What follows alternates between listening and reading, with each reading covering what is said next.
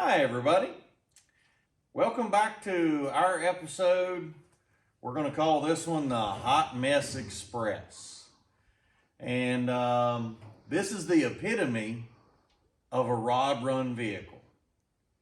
And I don't mean that in a negative way like it sounds. But this, if you've ever been to Pigeon Forge Rod Run and see the vehicles they have for sale, this one screams Rod Run, and it actually was bought at the spring Rod Run this year. It really doesn't feel like spring outside now. It was 22 degrees today. So yeah, notice, yeah, it's cold. But I did ask the owner, and he said the paint was flaking when he bought it. So I'm hoping, he didn't tell me what he paid for this, but I'm hoping it was little or nothing for what's going to have to be done to it. The vehicle's got good potential, but you can see whatever primer they put on it is not even sticking. It's just coming off, you know. Yeah, so this, like I say, this is the epitome of a rod run vehicle. What we have, they said it's a 53 Suburban. Radiator says 50, but radiator could have been changed a long time ago. We're not going to argue with them on, we're going with whatever the title says. But the clear coat, I'm going to say is paper thin. I'm going to guess it was one coat sprayed on it just to make it look good. And, you know, if anybody has any, write a comment if you've got any other explanation of why the clear coat could come off that fast and be that thin. I mean, if anybody else has an explanation other than they just put one coat on it and sent it, let me know. I'd love to know if there's a real explanation for why that is. Let me know. But we'll go over the vehicle. They brought it to me because the motor blew up. And the guy wanted to send it off to a machine shop, which I was good with. So he asked me to run the casting numbers to see what he had so he could order some parts ahead of time. And sadly, it came back as a 307. He was told that it was a 350. And I believe him, because if somebody had told it was a 307, I'm pretty sure anybody that would stick in their head. Now, maybe you would have said, oh, they said 327. Nobody gets 307 and 350 confused. So I think they may have hoodooed him on that one. But he also has a transmission setting over here. Now, I know nothing about the condition of the transmission, so we're all going to find out together. But if we walk down here and we look inside, the factory gauges are missing, and yeah, that's interesting. I've just noticed that. That's new. I didn't see that earlier. Yeah, that just adds to the list. The really cool feature is there's no detent on the shifter. At any time, you can, you know, it's a low car shifter. Right. It's supposed to have detents, but it doesn't. It can go to any gear at any position at any time. That's safe. Not so much. Said no one ever. And the neutral safety's not hooked up. I did look at that.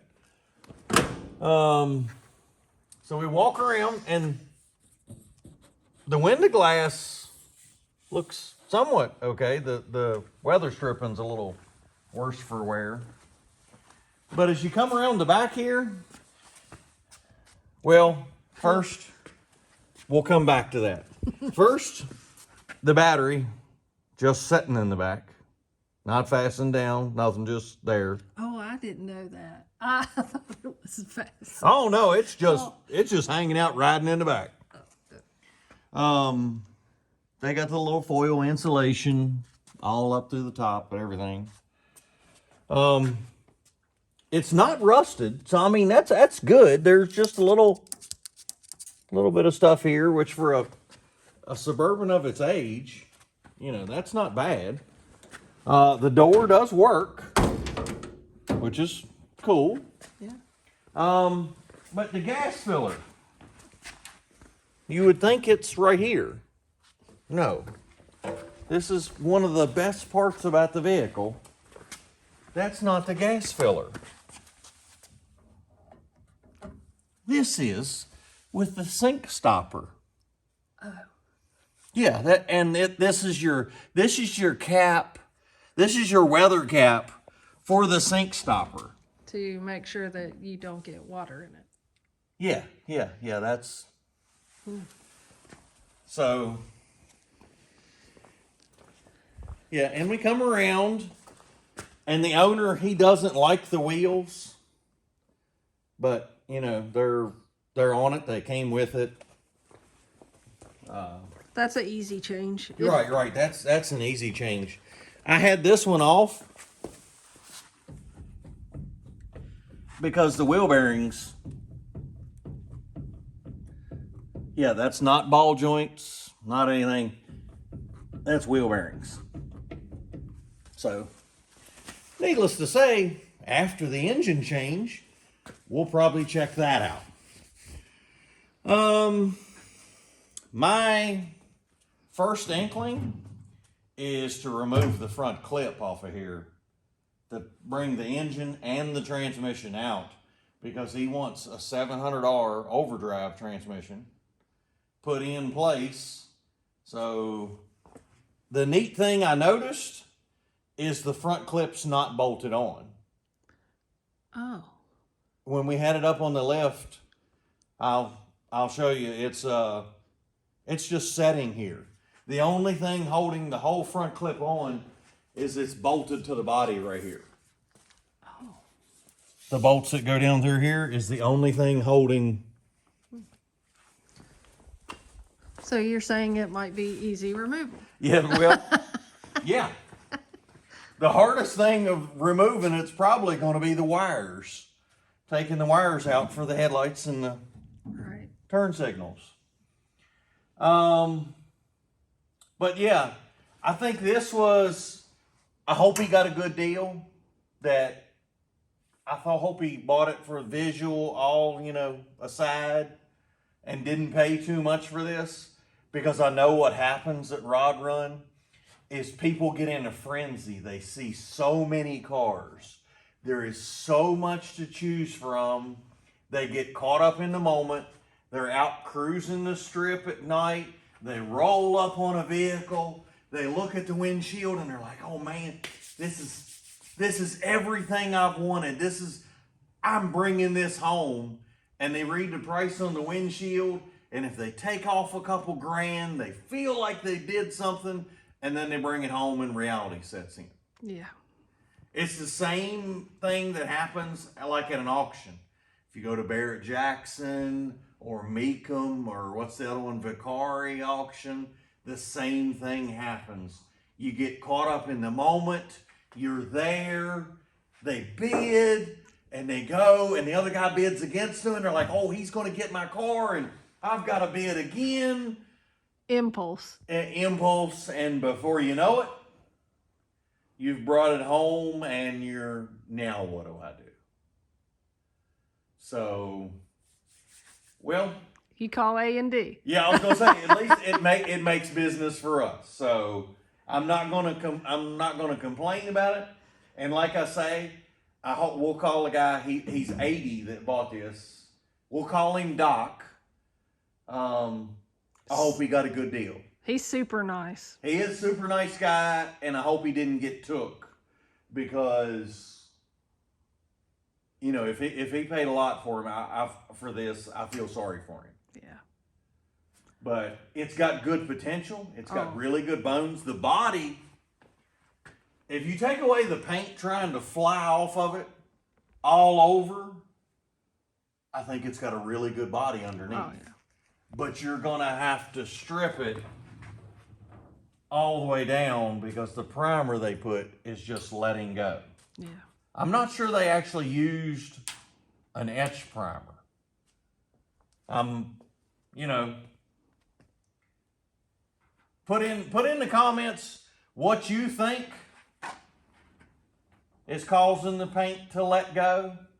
I mean, you can obviously see where it's rusting, where air's gotten to the pieces that have flown off so far. But it's not adhering at all. You can just rake it off, and the clear's coming off pretty much everywhere. You know, there's a bubble under that. That's that's Oh. it's really cool. I mean, you can But let's look at the positive as the positive is the body's not rusted. right. It is not a rusted pile of junk No. that's got holes all in it. So that's a great positive. And it's a, 50-something Suburban. So it's a desirable body. Yeah. And when we're done with it, it'll run and drive. That's right. And just to let you all know, this is the cold season here at A&D. Oh, so, yes. I say, it was 22 degrees. So. And I know some of y'all watching get a lot colder. And more power to you. Yeah. So that here in the next few episodes, you're going to see us change out the motor. Oh, is it stuck to you? There was clear coat stuck to me. We're going to change out the motor and put the new transmission in it. New to us. New to us. We have no idea. It looks like it's a Craigslist rebuild. The customer bought that to us. We did know things about the motor though. Yes.